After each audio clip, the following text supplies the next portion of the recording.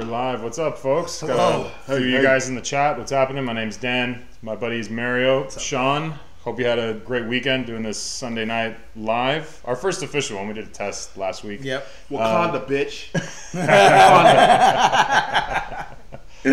Oh, jeez. Awesome. Let's start off with that. So, yeah, we're going to cover some of the big news and then get your questions in. We'll try to hit them as much as we can. We also got the super chat rolling, so if you want to help out the show, throw in the super chat. We would greatly appreciate it. So, did you guys hear about Disney named Jon Favreau as new showrunner for live action Star Wars TV show, which is going to be specifically for their streaming service. Rudy's best friend? Goddamn. Yeah. No. Fuck, I totally forgot all of that. That hit me just now, man. Yeah, man. Samwise Gamgee. Yeah, it's way back, yeah. Playing football? Yeah. So it's, the saying goes, it's not selling out, it's buying in. So he has totally bought in to being, Disney's boy. Right? Not that that's a bad thing, dude. Why would you not? They have such great, the whole thing is he's picked the team. Yeah, he's definitely picked the right team. You know what I mean? At this point in time, there's there's nothing that you can say against it, right? Like he's totally, and the fact that he's doing the Star Wars stuff, that's just cool as shit. Yeah, swingers in space. Yeah, that's all it'll be. Just going to different dive bars throughout the outer rim of the galaxy. They all take their own spaceships. Exactly. I wonder where they're gonna start it. Yeah, I have no clue. Like even with all these, because right now stuff you got set up. You got this live action TV show. Then you've got the Game of Thrones guys that are going to lead a series of feature films, wherever that's going to happen. And I mean, Rian Johnson doing his own standalone trilogy. That's of right. Stuff that we've never touched anymore. And then Rebels just finished, so then they're going to have a new cartoon series. Probably even more than one. I mean, they have the streaming service going. They've all the cartoon series have actually done very well. Oh yeah, they're great. Like they're as far as from whatever level of fan you are, whether from being a child all the way to adult, they've got material in it that's. And I don't know if you guys watched the final episodes of Rebels. Oh, that's not that freaking awesome. Oh, not yet. They ended it in a way so after they finished, it's they were telling the stories of what happened to people up until after Return of the Jedi. Oh, no way! So it's it opened so many doors. Yeah, very cool. Yeah, that's great. Yeah, sick. But the first thing that I thought of with Jon Favreau was how kind of burnt out, not really burnt out, but kind of, I think he had a sour taste after Iron Man 2. Yeah. Because, he delivered us Iron Man 1, fantastic. He was in Iron Man 2, and I think they wanted. And I don't know if Iron Man 2 was when Marvel Studios was still its own entity and not acquired by Disney yet. I think it was. I think it still was. Again, I'm sure everybody will correct us if not, but I think it was not Disney had it already, but it was still it still was the overall vision wasn't there. Everybody was just touching on everything because you still had wasn't for First Avenger was out by then, wasn't it? Yeah. Captain America was out. Iron Man 2. Yeah.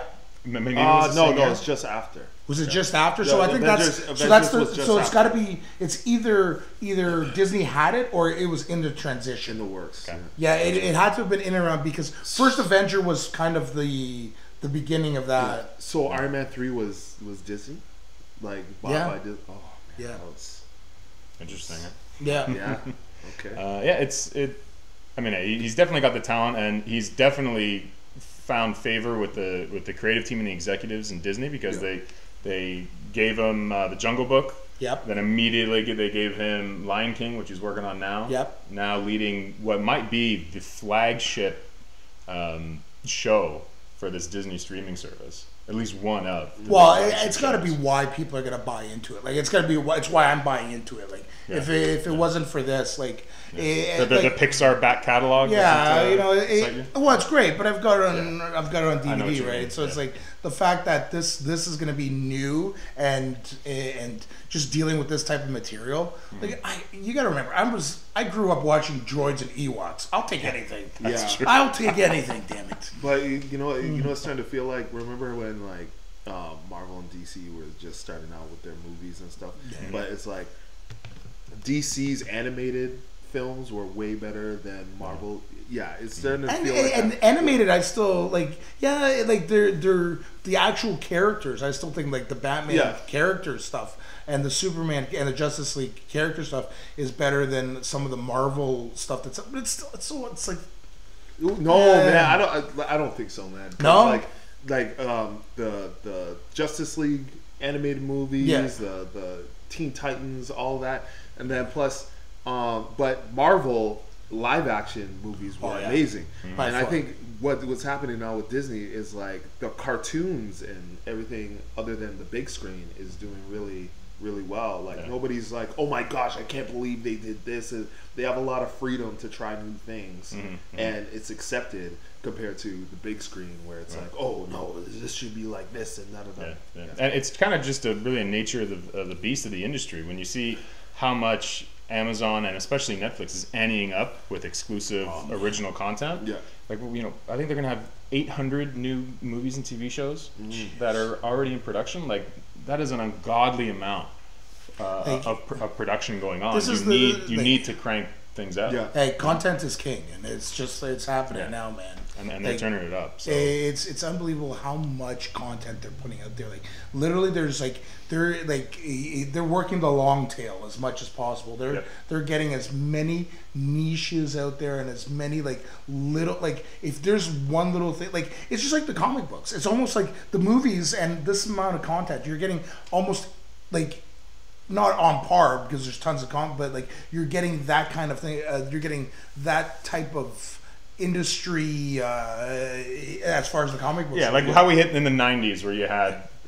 fucking variant covers and then you had one major arc and then 13 tie-ins that happened every week if you wanted to see everything. You have that now in live action or in cartoon. You're basically essentially, you're getting closer to that. Yeah, and Star Wars will end up being similar to that too with all this. So as long as it's done well, fucking. I'm not. Well, there's gonna be misses, of course. It's like anything else. Mm-hmm. But the fact that the fact that they're trying it and they're putting out this the cream will rise to the top. You're gonna get some great content out of this. Yeah. You get some Iron Fists, and then you'll get. I think as long as you don't try too hard with it. You have a main story and it just builds on top. I would Star Trek. This new Star Trek is amazing, but I would kind of just like to see just a ship of smugglers or whatever. Just go through, no ties to anybody. Navigate through the Federation and the Klingons and whatever. That would be awesome. Yeah, that'd be alright. I was down for Star Trek Discovery right until the season finale. What? And I was it kind of left me hanging a little bit. But vast majority of them down once the new one comes down. When season 2 comes in, I'm totally down for it. Yeah. So sticking with this Star Wars TV series. So your smugglers, whatever. Do you have any hopes or dreams or wishes of in the vastness of the Star Wars universe of where you want to see them play? What kind of sandbox they want to play in? There is just so much. I definitely want to touch I love the outer reaches stuff. I'd love to see more kind of the gang activity or the HUD activity outside. That's I've always kind of liked almost have that kind of Goodfellas on the outside rim of it, and just and then you could splotch it together so easily, and then have the Confederation. You can make this anything. You can make this a political drama. You can make this a gangster a gangster show. Mm-hmm. You can because there's just all of that's encompassed in Star Wars. Mm-hmm. So I'd almost like to see them kind of pick little arcs and go through arcs of those. Yeah. Mm-hmm. It'll be interesting too to see if they. Now I don't think Lucasfilm and Disney will ever do a true R-rated anything under the Star Wars brand, but Rogue One definitely pushed it. Rogue One was a pretty legit PG-13 war movie. Yeah. Except for use because I think when you do PG-13, you're allowed one F-bomb. Yeah. And I don't think they used that, whereas all the X-Men thing used that. But for the most part, urban combat, realistic combat. It was definitely. They already had you just knew Jackson people weren't going to survive, and there was no F-bombs, so there's no point never having that was the chance. Yeah. Do you think it'll have more Rogue One, gritty, violent flavor, or do you think it'll be rolled back a bit to try to be as broad an audience as possible. What do you guys think? I'm hoping for Rogue One. Yeah, I hope they do something like the Old Republic. I'm hoping the Game of Thrones directors movies. Yeah. I hope they should do the Old like Republic because that's like that's just they're steeped in the history and they can play on all those like getting deeper into like certain sanctions and but just not even knowing like I don't have to know like I don't want it to tie into the recent movies or whatever, right. So I'm constantly guessing like, oh, then this means this. I just want like a story back in the day where I don't even have to worry about like a Darth Vader. I'm down for that. I'm down for that. You don't have to worry about a everybody's in their prime. Yeah, you know what I mean. There's soldiers on each side, and that'd be awesome. Yeah. That'd be really sick. Yeah, or like a bounty hunters. Yeah, you know what I mean. Cool just Well, that's in line with what you're saying, and what you're saying too, a smuggler type thing. Because once you have bounty hunters, it means you have organized crime. It means you have running away from the Empire, where it's all these characters just for themselves. Or the Old Republic. It doesn't matter. It doesn't matter who's in power, whether it be the Empire or the Old Republic. It's just someone's in power, and there's stuff. There's outside the law stuff happening. You can definitely have it on both. Or even like a Sith apprentice. Who, tries to become good again, and then it's just iffy, and you don't know whether he's gonna be good or bad by the end of the series. Right. And he's just pushing that line. So like from like a point of view thing, that would be cool too. I definitely hoping, like you were saying, that it's going more serious because you have the not like I said, the cartoons definitely touch on stuff that's a little more serious and has a lot of content that's adult worthy. However, it's still more aimed at younger generation. So you have something that's aimed at younger generation already. So why not make the live action aimed at a little bit of an older generation? Yes. I'm down with that. That's kind of where I would hope that they go that way, just because you have that. And not that I'm not going to watch the animated, because I am, but it's also I'd like to have something a little grittier, a little more like ante up a little bit. Yes. I agree too, and I think that makes business sense as well. You're not going full out R, but you are for someone to pick up the streaming service. Parents might already do it for the Disney fairy tale catalog, the animated catalog, and the Pixar catalog. Those Disney XD cartoons that you guys are talking about there. But for those of us to take on a because we're not getting rid of Netflix. By no means. For you to pick up a second one, I think you need a Daredevil. Maybe not all the way Daredevil, because that does go into R, but you need, like you said, something closer to exactly. I agree. Something a little more, and you're right. And there's a lot of material, especially like the old war with the Sith and the Jedi, and just the whole kind of the growth of what became the Jedi. Like I'd love to see like how this is, like even something earlier like the discovering of the Force, or like how people like kind of communed, like almost like how they have like these like Knights Templar shows and stuff like that, like that early stage of what the Republic was. Joffrey Lane, would you watch a prequel about Luke Skywalker? Well, you have to cast Sebastian Stan, Bucky Barnes, because he looks fucking just like Luke Skywalker.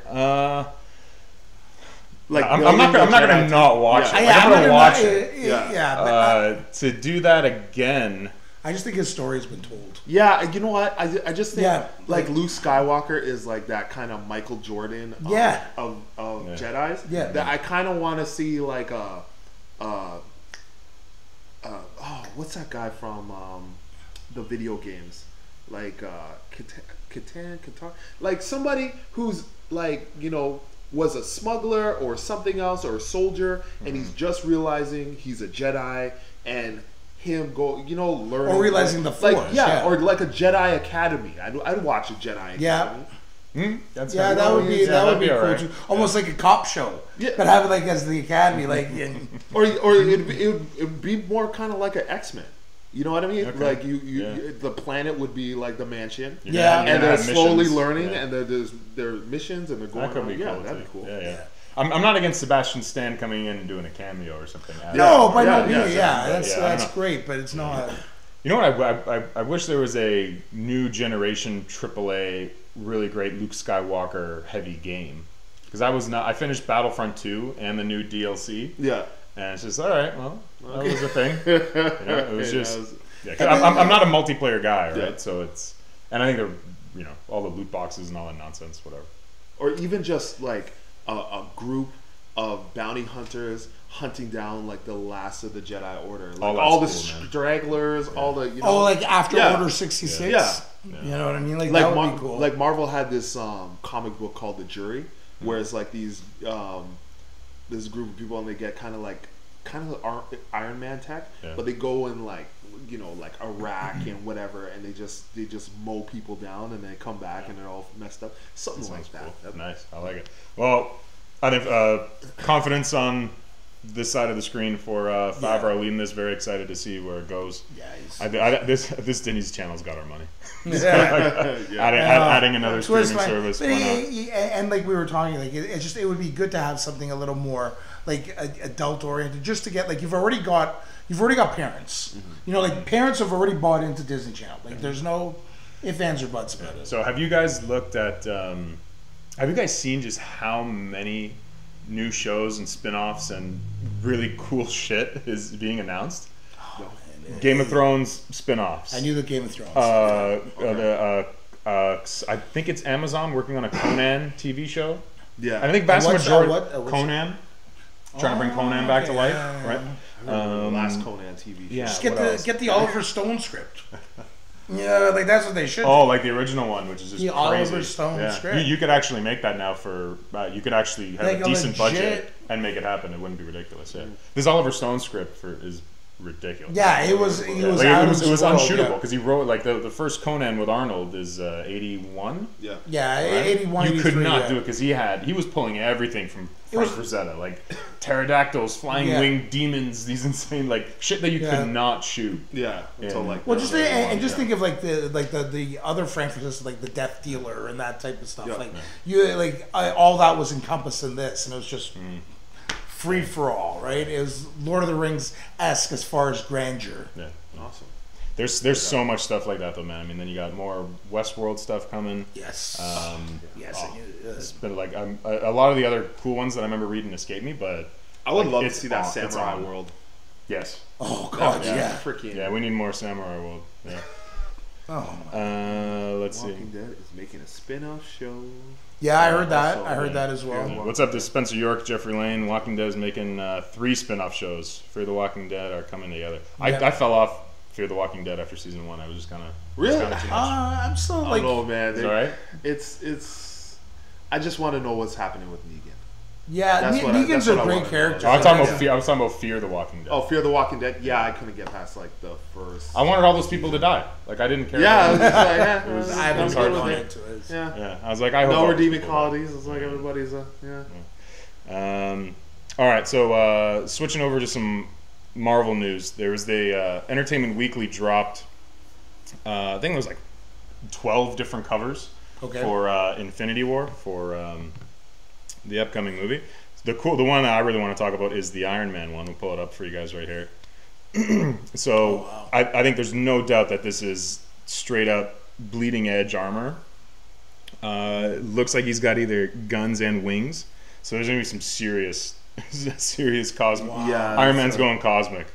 He's not fucking around at all. Jesus. Looks it really kind cool. of reminds me of when Iron Man in the comic book goes and joins the Guardians of the Galaxy for a little bit. Okay. He starts hanging out there. Yeah. But that's what we thought was going to happen in Iron Man 3. Like at the end of Iron Man 3, he was going to go and meet the Guardians of the Galaxy. What a disappointment that movie was. Iron Man 3. Yeah. It looks crazy though, and then I think it just leads the fact that we're going to see this isn't just happening in Wakanda and on Earth. There's definitely more stuff, more battles happening. On other planets somewhere else, probably even on Titan. Yeah, Thanos' home planet. So you and I both saw the Black Panther.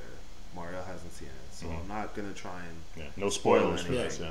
But I think because they didn't really show the final gem. But my theory is the final gem is in Wakanda in the Great Mound because they were saying that like. They've been mining for thousands of years and they haven't scratched the surface. So I'm thinking it's like either replenishing, right? or that's the way because the meteor hit the Earth or whatever, and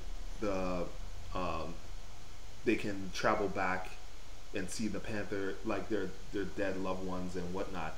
I think it's in the ground somewhere, and that's why they're going to Wakanda. Cool. At the end, but Disney actually, and Kevin Feige, I think I forget what interview, but they actually did say why Thanos is going to Wakanda. Oh, what? Yeah. Well, it's a spoiler. I don't know. What? Yeah. See, I mean, it's a spoiler, but the fact that like Marvel Kevin Feige's not stupid. So for him to actually, it does like this wasn't leaked. This was like an official interview. So they're open. The creative people are open to having you know. Yeah. This. So if you guys want me to tell you, I'll tell you. Like whatever. So they're saying that they know that Thanos is after Vision because he has the Mind Stone. Yes. Okay. That's been shown kind of in the trailers. Yeah. Right? And they figured the best place to hide and protect Vision is in Wakanda. Because one, it's uncharted. Two, there's a lot of tech to protect him there. Yeah. And that is why. But somehow Thanos realizes that Vision and the Mind Stone is being hidden in Wakanda. Yeah. And that's why he's going there and brings all those demon dogs. You know what? So that's coming right from Marvel brass. Yeah. Okay. Yeah. Right. But we can't trust shit. Like how many times has stuff been in the trailer? Never even shown up in the movie, or it's been augmented. Like in Civil War, in the movie, Tony Stark's actually at that meeting, but in the trailer, he was never actually in that room. So they paint stuff out all the time. Thor Ragnarok, they gave him his eye back. Yeah. So I by no means think that I don't think it's gonna go the way you think it's gonna go. I think they're doing this. They're not stupid. They're dangling. They're dangling the tickets. Yeah. So, dangling carrots. But what you're saying definitely makes a lot of sense for it to be that for more than one reason. Okay, did you guys hear about the new Wonder Woman 2 villain that was cast? And I saw I forget the name or whatever. Kristen Wiig playing Cheetah. Yes. So here's where I'm at with this, and it's the Barbara, the archaeologist. Minerva? Okay. Yeah, Barbara Minerva version. So British archaeologist that gets taken over by the spirit. By the cheetah spirit. Yeah. So, like at first you're like, you do like the WTF, like how's it? But so many times in these superhero castings have the oddball choice been cast and nailed it out of the park. Yeah. That's true. Like how many? Like Michael Keaton. It's the first. Heath Ledger, right? Ben Affleck. Yep. It's at the point now that you're just like, okay, just trust it. Just trust and go. Like, and you're right though. Like, it's just so many times. Like, all of those were like, everybody was up in arms about those castings. Yeah. Absolutely up in arms. And then, like with in Heath's, he got the Oscar for it. Like, and it's probably one of the greatest portrayals of all time. Like, this is like these people, these directors, like they've got a plan. So let's, I don't know, I'm trusting it. Mm-hmm. Yeah, it's just so it's different, like as a villain. Like I didn't even think, not even because it's Kristen Wiig or whatever, just Cheetah as a villain. I think the one where it was definitely I can't say definitely. In my opinion, it was a strikeout, but I don't think I'm alone in this fucking opinion. Jesse Eisenberg, Lex Luthor. Yes. I see what they were trying to do. They were trying to do something there, and the whole thing is like, I still think it could go somewhere. I think so too. I'm trusting that he can pull it off. Like even with the post credit scene and everything like that. Like I think he's got more in him. And at the same time, he was kind of hamstringed to a short movie or a shortened timeline. Yeah. He did make some. The only choices I really don't like that. I don't know if it was him or Snyder or whatever, but there's that one scene. And I think we were all in the theater, and I think me and you went together, and we were both like, nope, like you lost us right in the theater. You lost us in the theater, Eisenberg, was when he has everybody over at his house, and he's doing that presentation. Oh, well, welcome, and he's just such a weird guy. Like you took it one step too far because Lex has to be charismatic and win over everybody. You know what it reminded me of? Amadeus.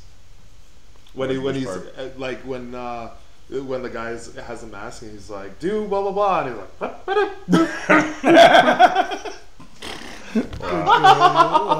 you know what I mean? It's like you took it a little too far. You could have reeled it in a bit. Yeah. But right there, how would you run for president in your adult life? Right? Exactly. Because Lex has to be the charismatic guy that people believe. Donald Trump. Yeah. No, I guess so. Like I don't. Yeah, but he's not unsure of himself though. He's overly confident of himself, right? But the point is, like, it's the coming, like, the thing with the U.S. and in general is they love a coming back story. So it's like it's not like you can really almost overcome anything as long as it's not like deviant matter, like or like an evil matter, like that type of like kind of unassuredness and stuff like that. I think that he can grow from that. Was it too far? Yes, way too far. This is the feeling you have to like have when you're dealing with Lex Luthor, as the audience and Superman. Yeah, you guys are the only ones that know that Lex Luthor is a bad person. It's like Chicken Boo. Yeah, exactly. You know what I mean? Exactly. Like in Animaniacs, it's like he's a chicken. Don't you see that he's a chicken? It's like no, he's. That's what it is. And that frustration, and you're supposed to have that frustration, and I never had that frustration with Jesse Eisenberg because I knew, like, everybody can see that he's not a good person. Everybody in the movie, when that's happening, they're like, this guy's weird. Yes. Right? Yeah. Lex Luthor would never let that occur, right? Exactly. Unless he's supposed to be this Lex Jr. Yeah. But you bring up a good point, because in the post-credit scene at the end of Justice League, when, Deathstroke shows up and they're on the yacht and he's wearing the straight-up... He's cleaner, like, and that's the whole thing. They gave him the Gene Hackman suit from from OG Superman movie days. Right then, automatically like, okay, no, he's got to be confident. He's got to be confident, and it's like, and there's the comeback. Now it's like everybody loves the comeback, right? Mm-hmm. So like now he can totally like that gives us the inkling that he was bad or he's weird or something like that. But it's like, and then it's just like you said, it's like, can't everybody see that he's and now that gives us, because it showed us like his true self almost in this original movie, and then now it's like if he comes off as this charismatic, confident political figure. And it's like just over the years the moves that Lex Luthor made. Like, do you ever see like Superman, the Death of Superman or something? You know, that the animated DC one where it's like Lex Luthor would make a drug that stops like AIDS or something or cancer, but he'd micro-engineer it so that the cure, so that people could have a dependency on it. You know what I mean? Stuff like that. Those moves. Most diabolical. Yeah, shit. exactly. He was definitely, and you're right though, and it's always he'd always have like, but that's a perfect example of what you said earlier of like, can't everybody see he's a villain? No, but like, no, everybody's too wrapped up in the fact that he cured cancer. He just gets that he knows how to get that like nugget of marketing. And then and have a subcurrent underneath. And it's like, he's so cool. He's not cool. He has a cure. He's not cool. And Lex and the true representation of the character is Lex himself sees himself as the hero to mankind. Yes. And Superman as an evil that can take it, that brings great danger with it. Right. It wasn't so much of a, and they almost gave I don't like him because he showed me up. It's like, no, I am protecting humanity, and I will do it. By any means possible. You know who was a good Lex Luthor? The Lex Luthor and Lois and Clark. Remember him?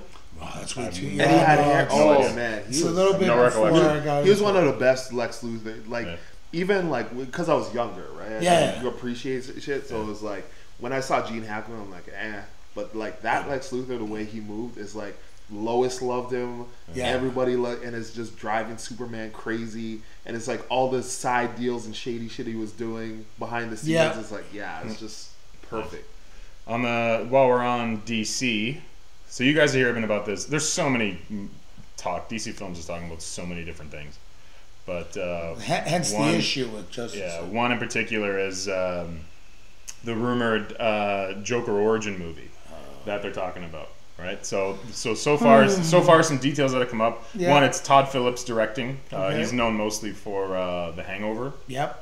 Director of The Hangover. So typically does more comedy. But I think he did Dogs of War. Did you see that with Miles Teller? Yeah, it's a good movie, man. It's fun. Oh yeah, okay. Miles Teller and Jonah Hill. It's a fun action comedy. But yeah, so I guess this Joker origin movie, they're talking about Joaquin Phoenix being cast, but he knows nothing about it, or at least he's denying it whenever he's been asked. Gonna apparently take a lot from The Killing Joke. 1980s setting. I don't know how I feel about that, but failed comedian. So that's something new. Just leave it alone. What, like, you know what? Leave it alone, man. The Joker's the Joker. Like it's like he just shows up and he's the Joker. Like that's. I know. Yeah. This is a don't weird. Even know why? Because you're gonna be so confused. Like the average. Just go to the movies. Oh, superheroes. Yeah. Like they're gonna be so confused. Yeah. And that's the biggest problem. Work on the main story. Yeah. And you just nailed it right on the head. There is that DC has just created confusion to the everyday moviegoer. Yes. You know what I mean? Like where we got a lot out of like Batman versus Superman, where we got a lot of because we knew the origin story and we filled in the gaps. Yes. We knew the gaps and we filled them in because we've seen them before and we're already invested in those characters from before. The everyday moviegoer doesn't get that. And that's not fair. That's not fair to and you can't expect to create something that's going to bring box office success if you're only going to micro niche your audience. Yes. And it just goes to show the Black Panther just passed $1 billion. Yeah. And not only it just does the best of everything, right? I mean, you're talking about highly inclusive film, terrific cast, the right creative people behind it. Yeah. But the fact is that one, it delivers on as a self-contained movie, it not only adds to the universe that we've been invested in for 10 years, that movie universe, it not only fulfills things for the fans with little Easter eggs and cool interpretations of characters that we remember from cartoons and comics, but you could have never seen a single, and this definitely happened, most people sitting behind us, because there was, I guess, the one woman who had definitely seen all of them, and then she brought her friend and her friend's kids, and she didn't really know anything, but they had a great time, right? They were, they didn't keep it quiet that they were having a great time. But it was such a good environment. But you could do that with a movie like Black Panther because, like, don't worry, you're not going to be lost. Exactly. With a lot of these DC movies, you couldn't say that with Batman v Superman. You couldn't say that with Justice League. Now to do this Joker movie. And they're like, so this isn't Jared Leto. This is now you have to start explaining all this stuff. Just don't DC, don't do it. Like it's you already had like Jared Leto for whatever. Like you didn't give him it's a spin-off movie like Suicide Squad. It's not part of the thing. You really haven't introduced him as the Joker, so you can completely go a different route. You can go. You can be a little different. You can keep what you're doing there. But the fact is, he's a great actor. Let him portray it. You've already invested in it. Don't start just because it got like a couple of like trolls who didn't like it. Don't like. They gave Ayer 2 weeks to write that. Yeah. Yeah. He wrote that fucking thing in like 2 or 3 weeks. Yeah, man. Like it was just rushed out. What did you mean by Suicide Squad was a spin-off movie? Not spin-off movie, but it was like it's not the main focus. Oh yes. Yeah, like you know, it was a backup quarterback. It's a peripheral. Peripheral. That's a better word for it. Because it's still in the same universe. Absolutely, but more of a. It's like a compliment to how Guardians of the Galaxy was a compliment to the Avengers until they came back in. Yeah, it was the backup's quarterback. But then Justice League got hurt, and then it had to go in. It's like what? Yeah, everybody's expecting these big things. It's like I'm the backup. Yeah, exactly. Yeah. And it was it's a shame. Well, I think there was other upcoming DC movies, and who knows if these will ever happen. But here's a list for you guys. Some stuff that we know is going to happen. Aquaman going to be released later on this year, December 21. That's the end of the year. We got Aquaman movie. So hoping for big things from that.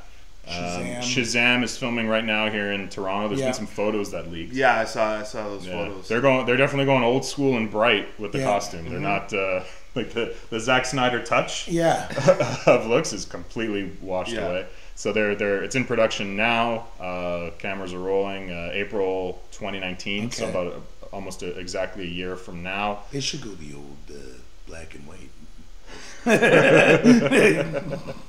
Wonder Woman 2, you have to believe that they're going to do. I mean, that was a moneymaker on its own. That's a given, Done the way that you need to, because you could have gone to Wonder Woman brought someone to Wonder Woman. They could have told all of their friends that don't normally go to these things, no, go see it. You're not going to be confused. It's so much fun. It was, again, as a peripheral movie, like, it was perfect. I don't see this thing.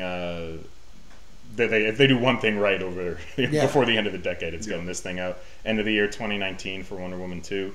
Now we get into the gray area of DC. So this planned Flashpoint movie. No, I think they just now got new directors on, which is like the third set of directors. I forget what these guys have done, but they might have more of a comedy background. The idea of, I know we talked about this before, but the idea of Flashpoint as the first Flash standalone movie, like you go with the Reset movie that has all the heaviest shit to deal with. It can only go it could go three ways, with one way being great, but that is the hardest to achieve. One, it could be so convoluted and confusing that the regular mainstream audience can't latch onto it, because you're talking about different iterations. Like if the Atlanteans start fighting the Amazonians in the different dimension when he goes, in the Flashpoint, the audience is like, well, I thought Aquaman and Wonder Woman were friends. Are they fighting now? It's like, no, it's an alternate reality, huh? Like that's how my wife will look at me. What? Exactly. I'll be in the lobby. I married you. I married you. Like, I'll be like, it's not gonna work, right? So it'll either be utterly confusing, or they will try to dumb it down so much that it'll just be this milquetoast vanilla, so boring iteration of Flashpoint. And you're gonna throw everything in.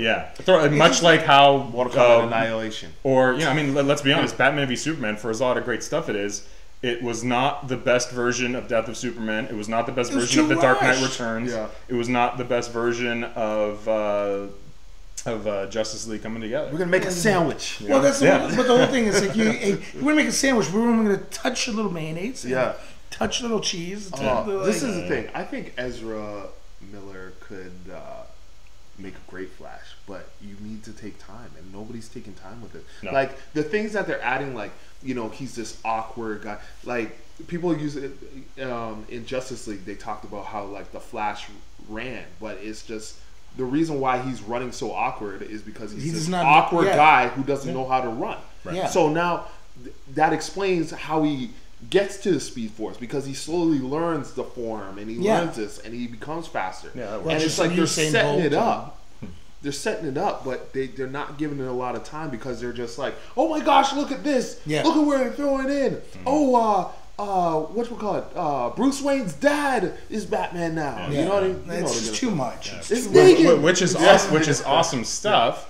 But again, we don't need the candy. We don't need. Yeah, I could do that a few years from now. And you said it perfectly just a minute ago. Was like you had like you just said like they burnt two of the biggest DC properties of all time, Death of Superman and Dark Knight Returns, in one movie.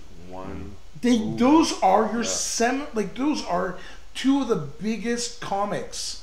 And why are you mashing those together? Like, take your time. And DC. Superman's not even been out for 2 years yet. Exactly. And you're already doing nobody's they can't fall in love with Superman. The world hasn't. That was my point before. It's like nobody's going to be able to. You're not invested in Superman to really, or half the population at least wouldn't be invested in Superman enough to care about his death.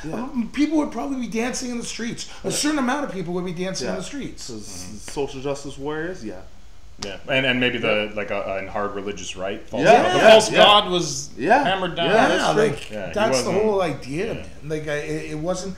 And again, like you could have done, like that's where Lex needs to be, like Lex, like that's where the propaganda machine should have been there, and that's like, and you needed 2 movies to build that. Minimum 2 movies. Yeah, I know. Other stuff that's circling the bowl at DC, Suicide Squad 2. I mean, I would check it out. I would hope that it has no cosmic or magical or ethereal elements. Just make it in the street, down and dirty. That animated Batman Assault on Arkham, the animated version, which is just a straight up Suicide Squad animated movie, is done perfect. So much more true to form. You know what's crazy? The villain in Suicide Squad would have made a better villain in the Ghostbusters. It doesn't seem like a Ghostbusters kind of villain, like at the end, or at least a Justice League Dark. It definitely, I guess. Yeah. Then we got, of course, this Batman movie from Matt Reeves. He did the 2 most recent Apes movies. Very capable director, very cool with what he's done, but just so many questions. Like, does he want to recast? What time frame does it happen in? There's it's so disjointed, unfortunately. If I were these guys, I'd stop everything. I'd stop everything. I'd hold off. I'd get together with a bunch of writers and we figure out the universe. Let freaking Avengers do Infinity War, do Phase 4. Man, because people are gonna die. You know what I mean? And there's gonna be big heroes that are gonna die. And then they're gonna have to replace those heroes with new characters, or the younger generation, which might not fly, and that's when you attack. That's when you start. It's that's a good point. And then build up, and then build up to a Flashpoint. Because Flashpoint, in reality, if you do it right and you build it up properly, could be X-Men First Class, where you reboot and restart everything. Yeah, definitely. Because you're playing with time. And you've at least gained an appreciation for the Amazons, the Atlanteans. You like how the world is set, and that's such the big conflict. And Flashpoint is like, oh my god, this world is terrible. I care about these people. Now they're actually fighting. Everything's thrown away. You're saying it right there. You need to be invested in these characters. The biggest problem with DC so far is that we're not invested in Henry Cavill's Superman because we haven't seen him long enough. We're not invested in Ben Affleck's Batman because we haven't seen enough of him. We're not invested in any of these characters where we were all invested in Iron Man. We were all invested in Captain America. We were all even like the Hulk arc, which is just solely done for the most part in the collusion movies in the Avengers as a supporting character. You're invested in the Hulk, and you could easily have done that with like even if you want to make Flash like a supporting character, but like we need to invest in him. Like we really haven't seen enough of him other than like some like piddly jokes. You know what I mean? Like it's I agree. It's not enough. Other stuff that's been talked about, a Batgirl movie. This is what Joss Whedon was tied to, and then she flopped. And then he's like, oh, I couldn't crack the story. I'm out. Which I don't believe that story at all. Like, there's no way a guy as creative as Joss Whedon, a guy who's written comic books, some of the best comic book movies. Agreed. A creative machine. Like, you seen the movie Cabin in the Woods? No, you know what? No. It's really good. Watch it's it. Good. Yeah, it's good. It's not what you think it is. But anyway, he wrote that like in a weekend. Yeah. So this guy could, the guy that did Buffy. What was his show? The movie was Serenity, but the show was Firefly, right? Like, you can give me a Batgirl script. I know you can. Well, I just think it's more of a PR play. With like they want to have female creative. I guess maybe he was thinking like, where do you go? Do you start off with Batgirl or do you start off with Batwoman? Sure. Because like. But here's something that we're missing though. Just to touch on Batgirl for a second, is again just as we were just talking about before, she's more of a peripheral character. You need to like if we're gonna do the Barbara Gordon or depending on who Batgirl is, you need more investment in characters before her. So, like, you can't just come out with a Batgirl if you haven't established, especially if she's a Barbara Gordon, if you haven't established a James Gordon, which hasn't been established yet in this universe. This is the thing. Go ahead. No, so I'm just saying is that I think you need more investment in certain characters before Batgirl is ever introduced. That's so. If I'm Josh Whedon and I'm seeing the way this is going and seeing that I can't really create a character that needs investment, some prior investment in, I'd pull out too. Like this is where I would go with it if I was, but this is just me. I would do it like, okay, Batgirl doesn't like idolizes, well, doesn't really idolize, but like he knows that Commissioner Gordon and Batman are friends or whatever. Okay, right? Yeah. Bruce Wayne, you never see Batman in Batgirl, right? You'll see Bruce Wayne, right? But he's like, oh, I gotta go off on some some business trip or whatever. I'm gonna be in China for a bit. Yada yada yada. Right? Gone. Right? Commissioner Gordon gets shot or whatever. Yeah. Or something happens, and she has to go out because Batman's not there because she's using the bat signal. Nobody's replying. So she goes out. She makes a costume. She's going to go out and find the killer or whatever.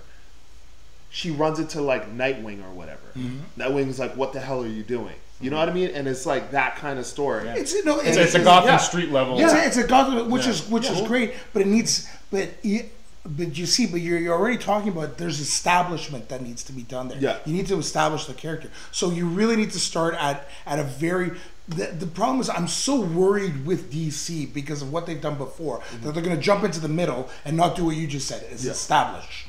Yes. Yeah. Okay. That's why I'm scared of, and without investment into it, I don't want to watch it. Yeah. Green Lantern Corps. That's been announced for a while. Have you guys heard the latest rumor coming around? No. It's gonna be like veteran Hal, kind of like a Lethal Weapon kind of thing. Yeah. Veteran Hal Jordan, training rookie John Stewart. So that means that throughout this whole thing, Hal Jordan has already been a member of the Green Lantern Corps. I'll give you guys one guess each who's being rumored for Hal Jordan. Okay. No, John Stewart I haven't really heard much, but Hal Jordan. No. Remember, veteran guy, stoic guy. Who? Tom Cruise. Because I think the director that they named, or at least the director that's being thrown around, is what's his name? His name's escaping me now, but he directed Tron. He directed he did Tron Legacy. He directed Oblivion. Oh, geez. Steven. He has like a Polish name. But anyways, so Tom Cruise, because him and Tom Cruise work together on Oblivion. I think that they have a good working relationship. So they're having him as a. I mean, he was going to be Tony Stark in one at one time. At one time, right? It's like you said. We were talking about this earlier. Like it's hard to kind of bash on casting. Joseph Kosinski. Yeah, it's kind of hard to being named as director and bash on casting when they've hit it out of the park so many other times. But DC hasn't. In other words, the way I look at it is like, okay, just here's some problems with just the few things you've just said. Okay. You've said an experienced Hal Jordan, but yet the universe you created, you had Steppenwolf come in and say that there were no lanterns. Yeah, there was no lanterns in the sector, so I'm sure maybe the movie will explain that. But how? But the sector is Earth. You have, it's the whole the sector is all of Earth. How can you not have Hal? If Hal Jordan's experienced, how can he be coming to Earth and saying that there are no lanterns? And I think he said something along the lines that there hasn't been any lanterns here. Yeah. So you're already kind of destroying your own timeline. Yeah, there'll be some retconning around this whole. But that's what I mean. It's you're already. This is where the confusion lies in DC. Is they keep on trying to introduce new characters and they keep on retconning everything. Yeah, I agree with the buddy cop thing. They should do a buddy cop. Yes, yeah, but cops in space. It can't be that John Stewart is or is it Hal Jordan? So the veteran Hal Jordan. It can't be that Hal Jordan is so much older and so much more experienced than John Stewart. John Stewart should be the straight man, right? Because he's the U.S. Marine. Yeah. He's even his constructs are different. You know what I mean? There are more missiles and mechs and whatnot. And Hal Jordan, because he's a pilot, he's that cocky, arrogant. You know what I mean? Yeah. So he's trying to Maverick. Yeah. Oh yeah, you are. But that's true. But that's like Maverick, 25, 30 years ago. You know what I mean? I need somebody a little bit younger, a little more. It's tough to say, right? I just think the time, it's not the fact that I don't think that he can pull it off, or that I don't think that this is a good idea for the story. It just doesn't fit into the over-encompassing storyline that they've created, and that's what I dislike. Gotcha. Other stuff that they got here: Nightwing movie. Yep, that can work. But falls into the same sort of storylines as what you're saying with and what you're saying with the Batman universe. I mean, you can't just start from nothing. Untitled Joker Harley Quinn movie. They've already been introduced, so that's fine. Let that roll. Plus, he broke her out of prison. Yeah, that could be some crazy fun. And you can introduce Untitled Joker movie. So that would be a good movie there. Like instead of coming out with a Nightwing dark movie, I mess with.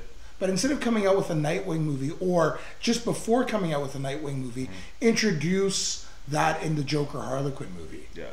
You know what I mean? Like, just have like a nice little intro to like him either, like, because you've already started with the Robin outfit.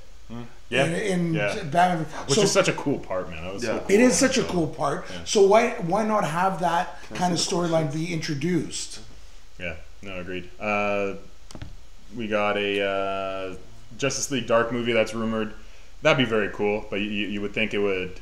Well, they kind of already introduced, magic and mysticism. With Suicide Squad. Yeah, I mean that had a. It was just kind of thrown in though, right? Like, so the sword sucks up souls. Katana's sword sucks up souls. But they hardly touched.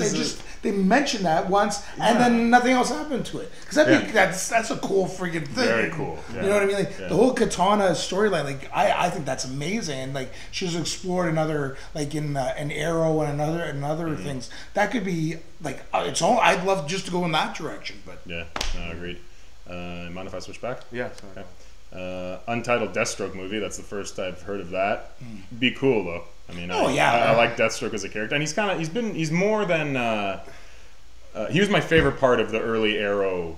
He was really cool. Right, so I like Joe Manganiello playing him. At some point, we got to have some Black Adam movie, or at least get The Rock on this. He was announced as the role like 5 years ago. Yeah, and he's he's not even the main villain in the Shazam movie, so I think they're leaving him kind of on his own. Lobo movie. Untitled Lobo movie. Yeah, did you hear that DC's trying to court Michael Bay to do a Lobo movie? Give up. Flip the table. That thing could either be, again, there's no middle ground with that. It is either the most tone deaf, worst crock of explosion movie you can imagine, or it nails it, or it becomes like a pain and gain where it's just self-aware is what it is, and you go for it on just being ridiculous. But so I don't know. I know. Like he's even in the Transformers era, he's done entertaining stuff. Watch Pain and Gain. It is what it is. Very entertaining. Was it 13 Hours? Another war movie? Yeah, that was awesome. Very good. That was really awesome. Good. Eh? Yeah. 13 Hours was done very well. A lot more in the vein of The Rock and some of his more classic stuff. Yeah. But as far as his ability to take source material and know what the fans want and put it into the big screen and deliver on it. Yeah, he hasn't delivered on it, right? Just with Transformers, and I don't know how much of that was Hasbro but his weird sense of humor was definitely put in there. And if you have to rely on him to build the sense of, because Pain and Gain, he was able to rely on 3 very funny actors: Mark Wahlberg, The Rock, and Anthony Mackie. Yeah. You could just kind of let them improv, do their thing. Hey guys, be fucking meatheads. I'll shoot it, and then there'll be shootouts and a lot of swearing and sexy. It would be okay. It would be okay if he had somebody like Ryan Reynolds doing Deadpool. Yeah. Because then because he ran with it. Mm-hmm. He ran with Deadpool and he ran with the character, and he took a lot of ownership. Like if you could find like an actor like that to take Lobo, then that possibly could do it, but you'd need somebody to take on that huge responsibility and take it away from Michael Bay. And the 2 best choices have already been cast as Aquaman and as Black Adam. Exactly. Jason Momoa and The Rock. Yeah, which are... Can he bring back Latimer? Yeah. Have you seen that? Yeah, that was the awesome. online one? Yeah. Like that, but you're absolutely right, though. They would have been the 2 best characters for it, and they would have ran with it, because I think they would have owned it. Right. Michael Bay being rumored on that. Cyborg movie they've been talking about for a long time. No desire. I really liked Ray Fisher and the little bit of what we had there. Agreed. But you didn't give him the backstory. You didn't give him that that sense of worthlessness from his father, that regret, the feeling. I mean, they did do a decent job of him being this Frankenstein monster and losing his humanity and shit like that. It was one scene in an apartment. Throw him in a Teen Titans movie. Throw him in a Teen Titans, or keep him as like the Hulk, as like a peripheral character, like a little bit of a his story, like his storyline develops in other movies, right? Cool. Which I think would be great. Like you need that type of character. Like what I'm getting from DC is like, let's just, like, and they're going. The problem is they're doing all these standalone movies after the fact. Like it's like, we didn't get enough of these guys to begin with, and now you want to bombard us with all these standalone movies. Right. I just think that some of these characters should just be taking as like not background stories, but sideline stories in other movies. You know what I mean? And just have fewer movies and more constant. Like just take more out of the Disney book. Yeah. It's working. You know what I mean? Like this isn't working, and especially doing it in reverse. Like it seems that they're going from like the bottom down instead of the bottom up, right? Where they're going with all these standalones after, and like nobody's like, we're not invested in these characters enough to care. Like end of the year is we only got one DC movie this year. It's Aquaman at the end of the year. Yeah. So I'm excited for that. I think it'll. Oh yeah. Do well. James Wan I like, so we'll be hand out that. Hopefully, I want to be able to come in and talk to you guys and talk to you guys and just be excited for what's happening. Not always saying, oh, we need to retool. Oh, we need to stop. No, we need to change everything. Let's light fire to this entire universe. Which a lot of people. It's just such a shame.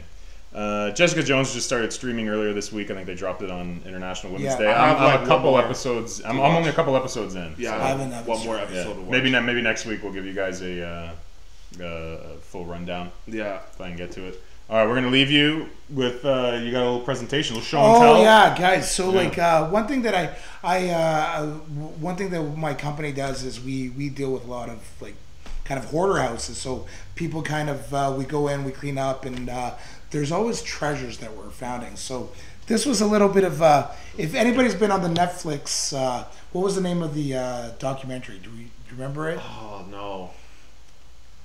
I forgot what they called it. Yeah, the Atari and it's basically documentary on Atari, the sinking of the video game industry in the early '80s. So this and this little culprit was was one of the actual reasons that the Atari system, 2600 ET the game.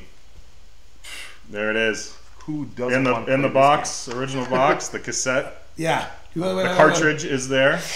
Did you have to do that? Did you have to do that with the Atari 2600? No, with the Nintendo.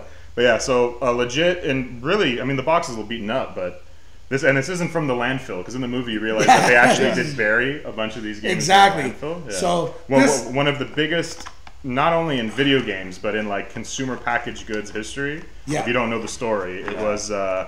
It was actually, the documentary is very good because it doesn't actually. It builds on the myth because it didn't actually sink the video game industry at the time. Yeah.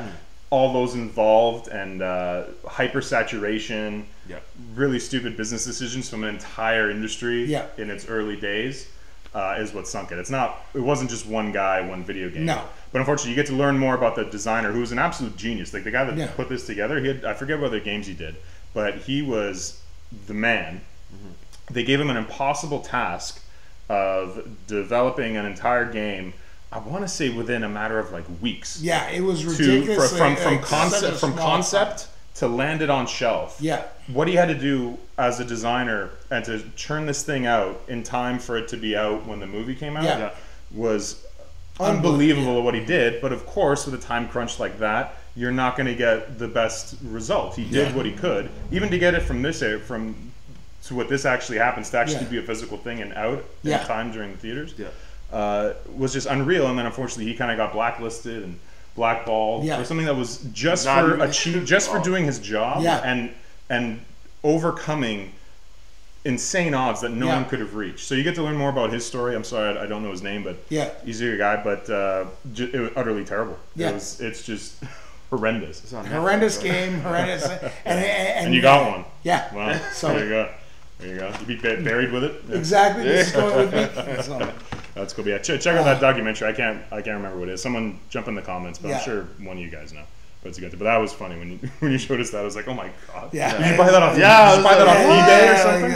So that was sitting in the guy's house for 30 some odd years. Yeah, for 30 some odd years. Yeah. This was sitting in someone's house, and again, like these were so like the great thing about the documentary was that there was so few of these ever like actually went to people's homes. Like the sales were abysmal. Yeah. You know what I mean? Like the only thing it actually reminds me of, quick story, was that when I was younger, my dad worked as basically in the garbage train, and we went to a landfill one time, and I got out of the garbage truck because I was going with my dad. I was probably I can't remember, like 12 years old at the time, and I just stepped down, and all I heard was a crunch, and beneath my feet were a bunch of Milli Vanilli CDs. And everywhere I stepped. That's what you got to do, man. When retailers have it on shelf, they're like, look, I can't move this. Take the stuff back. What's the company going to do? The value of the shelf space is worth too much. Yeah. It's worth way too much. Yeah. And the fact that this, like, so in Mississauga, Ontario, right now, there's probably thousands of Milli Vanilli CDs. Going back to the earth. Going back to the earth and being taken back.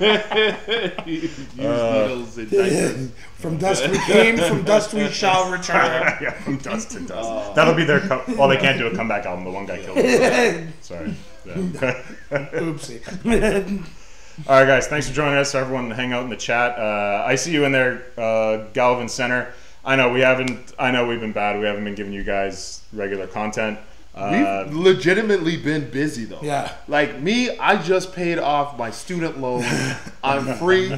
I didn't just hop the fence of the plantation. I walked out the front door and looked Massa in his face, and I feel happy. Like you were doing things. Oh man. Like everybody is legitimately busy, but we're trying. We're gonna do our best. Yeah. But we know that you guys are with us. I know you want to see more, and we're confident that if we.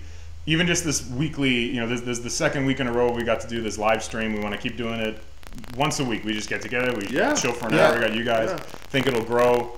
We want to be able to entertain and hang out with you guys, interact with you more, and we want to be able to give you guys something to share to your friends. Say, hey, check these guys out. Yeah, they're legit. They're a good time, and we're here. We got the right setup for live streaming, something we wanted to do. We'll be back next week. We'll be doing it again. So thanks for hanging out with us. We'll see you guys again real soon. See ya. See you guys. Later, guys.